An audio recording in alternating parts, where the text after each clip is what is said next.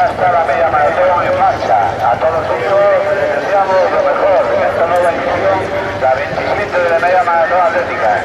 Van a dar una vuelta por la pista de atletismo y saldrán después a recorrer el circuito nuevamente homologado y que tiene su circuito por todas las calles de Áviles y aledaños de la Riga.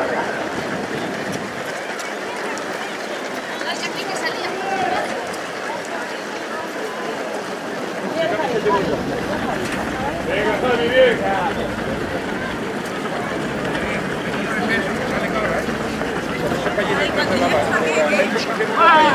Las fotos por favor, con el que usted no está asegurada. Venga, tronque. Venga. Venga.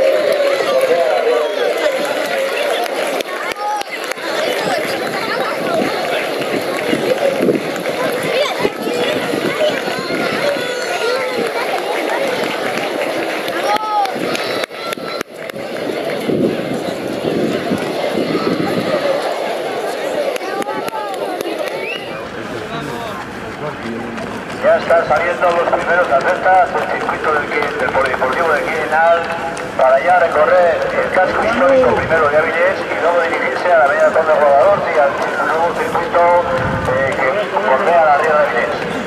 ¡Vamos, Carlino!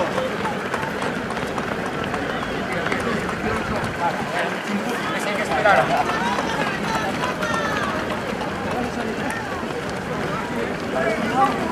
Ahí, Javi.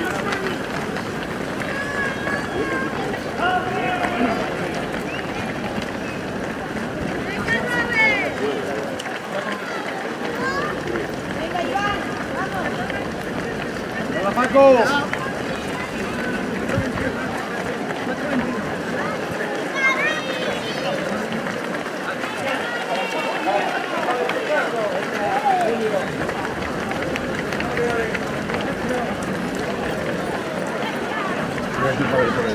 Recordamos, por favor, a todas las personas que nos tengan acreditación para que no se vean la pista. ¡Venga, chavales! Ahora mismo se va a dar la salida a los atletas de las clasificaciones de mini Benjamín, hombres y mujeres. Saldrán todos juntos, 11:15. Por lo tanto, a las 11 minutos bajen a la cámara de llamadas para que los jueces puedan ir preparando la salida.